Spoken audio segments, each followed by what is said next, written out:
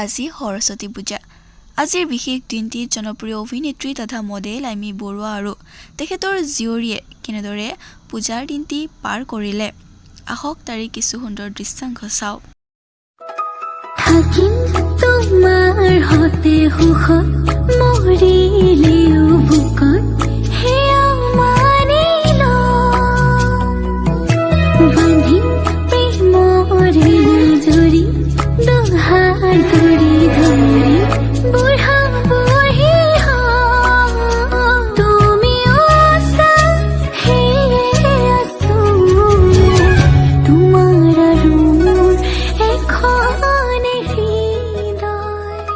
থাকিম তোমাৰ হতে সুখত মৰিলেও বুকত হেয়া মানিল